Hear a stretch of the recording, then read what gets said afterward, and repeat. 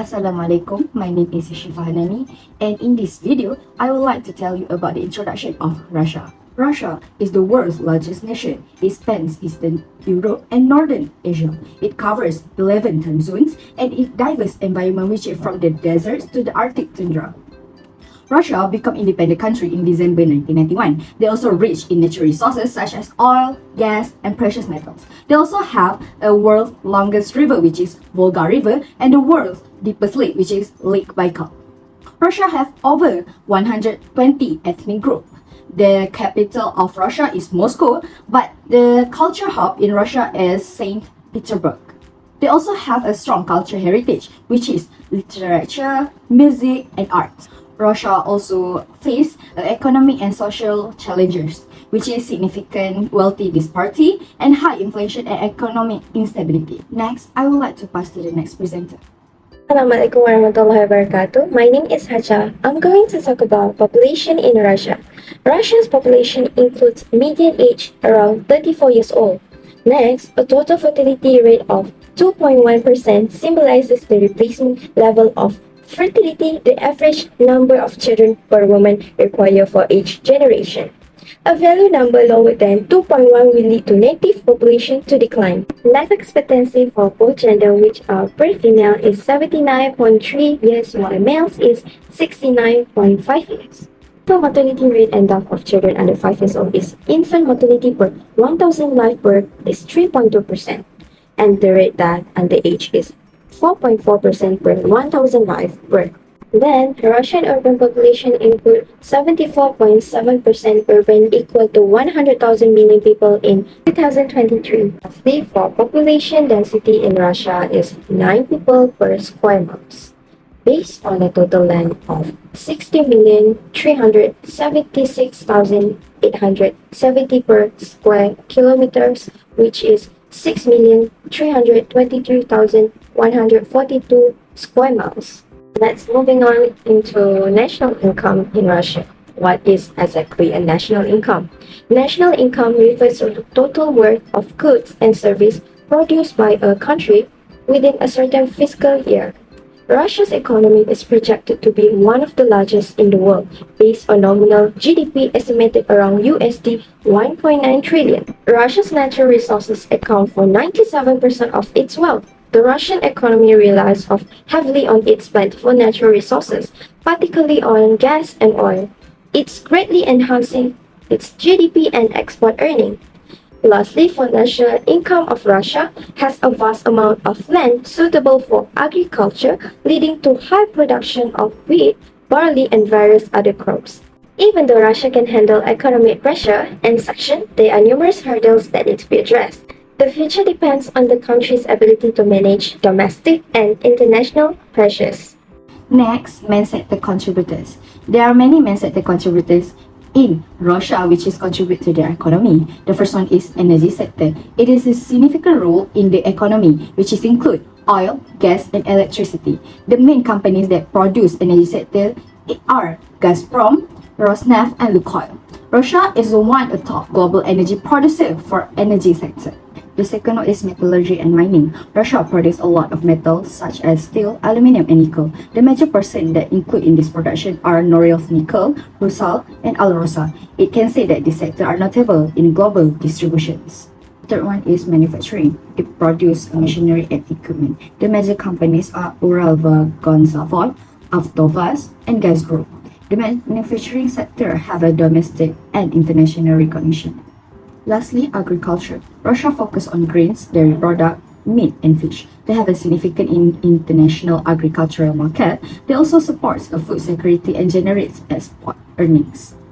Assalamualaikum, I'm Isha Fahira and I will be talking about the national debt of Russia. So at the close of 2023, the Russian Federation state debt reached 25.6 trillion rubles, equivalent to 15% of GDP, with a 12.2% annual increase. So domestic debt rose by 10.8% to 20.8 trillion, while the foreign currency external debt dropped by 7.1% to $53.3 billion. The debt repayment expenses totaled 1.72 trillion rubles, marking a 29.6% rise from the previous year and representing 5.3% of the federal budget spending. So between 2024 and 2029, it was projected that Russia's national debt would grow by 172 billion US dollars, reflecting a 42.1% increase. So after a decade of consecutive growth, the national debt is projected to hit a peak of 580.55 billion US dollars in 2029. And in recent years, it is worth mentioning that the national debt has been consistently on the rise. The metric considers the entire government debt, including all obligations to repay interest and also principal to the lender in the future. Over the past 15 years, Russia has experienced inflationary trends influenced by both domestic and international factors. Here's the overview of the inflation in Russia from 2008 until 2023. In 2008, percentage of 14.11% until 2009, percentage of 11.65%, the Russia having a global financial crisis. Then, in 2010, with the percentage of 6.85%, they having a structure economy issue, with the percentage of 8.44% in 2011, Russia having a global commodity prices and internal economy policies. Then, we move into 2012, Russia having exchange rate fluctuation with the percentage of 5.07%. Meanwhile, in 2013, Russia having monetary policies with a percentage of 6.75%. Annexation of Crimea and subsequent western section happened in 2014 with a percentage of 7.82%. In 2015, the inflation happened driven by the ruble's devaluation, low oil prices, and recession with a percentage of 15.53%. Then in 2016 with 7.04% until 2017 with 3.68%, inflation started to decline as the Central Bank of Russia implemented tight monetary policies. Inflation remained relatively low, stable oil prices, and prudent fiscal policies in 2018 with 2.88%. In 2019, Russian having risk of new Western sanction, a weaker currency, and a plain tax, increase of poll economics and a financial analysis conducted by the Reuters news agency shows with a percentage of 4.47%. Inflation began to rise due to the COVID-19 pandemic economic disruption that happened in 2020, reaching around 3.38%. 2021, around 6.69%. Factors included supply chain disruption, rising global commodity prices, and post-pandemic economic recovery. Of Ukraine war led to severe economic that happened in 2022 from Western country with a percentage of 1.9%. Lastly, in 2023, with the percentage of 7.42%, inflation remained elevated but started to stabilize as the Russian government implemented measures to control prices and stabilize the economy. Assalamualaikum and greetings. I am Najwa. Today I will be discussing how the Central Bank of Russia (CBR) tackles inflation through monetary policies. First, interest rate adjustments. The CBR adjusts the key interest rate to control borrowing costs and economic activity. When inflation is high, they raise rates to make borrowing more expensive, reducing spending and investment. For example, recent rate hikes have curbed excess demand. Conversely, during the low inflation, they lower rates to encourage borrowing and stimulate the economy. Second, currency interventions. The CBR also intervenes in the forex market to stabilize the ruble. By selling foreign currency and buying rubles, they strengthen the ruble, making imports cheaper and reducing inflation. They maintain a flexible exchange rate to respond to external shocks. The third one is reserve requirements. Finally, the CBR adjusts reserve requirements for banks. Increasing these requirements limits the money available for lending, reducing inflation by decreasing spending. Lowering them boosts liquidity, stimulating the economy when inflation is low. Together, These strategies help manage Russia's inflation effectively. Next, I will discuss how the Russian government uses fiscal policies to combat inflation. First, government spending. The government controls its spending to influence economic demand. During high inflation, they reduce spending on capital projects and subsidies to lower demand and curb inflation. For instance, recent fiscal consolidations aim at cutting state budget expenditures. Conversely, in a recession or low inflation, the government increases spending on infrastructure, healthcare, and education to boost demand. Second, taxation.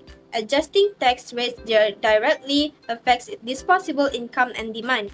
To combat inflation, the government can raise tax, reducing disposable income and demand. Recent tax adjustments in Russia have aimed at economic stability. Conversely, lowering taxes can boost disposable income, encouraging spending and investment useful during recessions or low inflation. The third one is public debt management. Managing public debt is crucial for controlling inflation. Issuing government bonds absorbs excess funds from the economy, reducing money supply and inflation. For instance, Russia has used bond issues to manage liquidity and inflation. Conversely, repaying public debt reduces money supply, which can be useful during low inflation or stagnant growth. Together, these fiscal policies can help manage inflation effectively. The coronavirus pandemic had significant impacts on inflation in Russia, driven by several key factors. The first one will be supply chain disruptions. The global supply chains were disturbed by the pandemic, causing a lack of goods and raw materials. This led to an increase in production expenses, which were then transferred to customers through elevated prices. Second is currency depreciation. The value of the Russian ruble dropped compared to main currencies because of decreasing oil prices and money leaving the country. And the devalued ruble led to higher prices for imported items, resulting in inflation. And the third one is it will increase government spending. To lessen the economic consequences of the pandemic, the Russian government raised funding for healthcare, social assistance, and economic stimulus efforts. And this increase in expenditures contributed to inflationary forces. So, we basically get that both pandemics and conflicts can have immediate and lasting effects on economies, which impacts not only felt by the nations directly involved, but also by others. For example, the Russia-Ukraine war affected inflation rates in several South Asian and Southeast Asian countries, including Bangladesh, India, Brunei, and Singapore. So Bangladesh and India saw increases in inflation due to both the pandemic and the conflict, while Brunei and Singapore faced inflationary pressures despite their strong economies. So this highlights how interconnected global events can have widespread economic consequences. Next, impact of government stimulus package on national debt. The first one is increased national debt. Russia financed boost measured during the COVID-19 pandemic through borrowing, resulting in a significant increase in the national debt. The government allocated over 2.8 trillion rubles for pandemic-related financial aid in 2020, primarily through issuing government bonds. This led to the national debt rising to around 70% of GDP by the end of the year, up to from 12.3 in 2019. The stimulus package included budgetary support, aid to citizens, and increased healthcare spending. The second one is economic growth. The objective of a stimulus package is to boost economic growth, leading to higher incomes in the future. In Russia, measures such as cash exchange, support for SMEs, and infrastructure projects aim to increase domestic consumption and investment.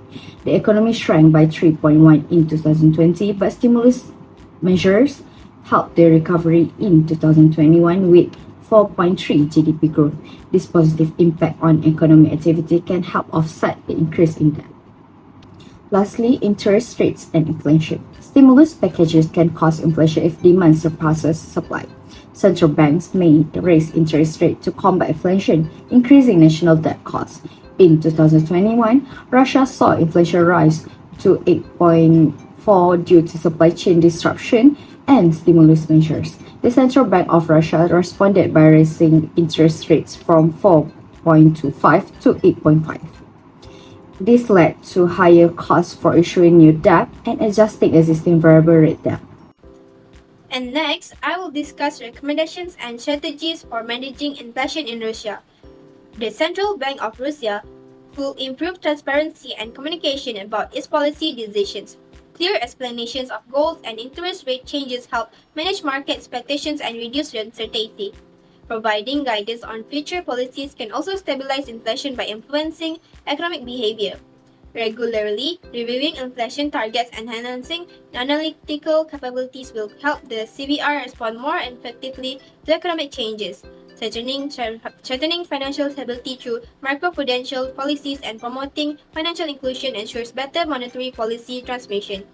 On the fiscal side, establishing a medium-term fiscal framework ensures discipline by setting clear budget and debt targets.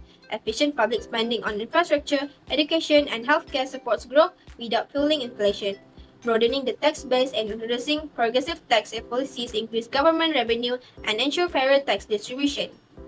Effective public debt management, such as diversifying funding resources and conducting regular debt analysis, maintains prudent borrowing strategies and mitigates inflationary pressures. Structural reforms, including investing in innovation, improving the business environment, and reforming labor markets, enhance productivity and competitiveness. International cooperation through trade, diversification, and collaboration with global organizations provide valuable insights and stability. By implementing these strategies, Russia can achieve stable inflation, foster economic growth, and strengthen its economic resilience. That is all from me. Thank you. So now, as we reach the end of this presentation, I would like to conclude that to combat inflation, Russia needs a coordinated approach involving monetary and fiscal policies, structural reforms, and international cooperation. So this includes adjusting interest rates, controlling the money supply, and focusing fiscal policy on infrastructure, education, and health. So structural reforms such as deregulation, increased R&D spending, and skill development are essential. By implementing these measures, Russia can achieve stable inflation and long-term economic resilience. And that's all from our group. Thank you.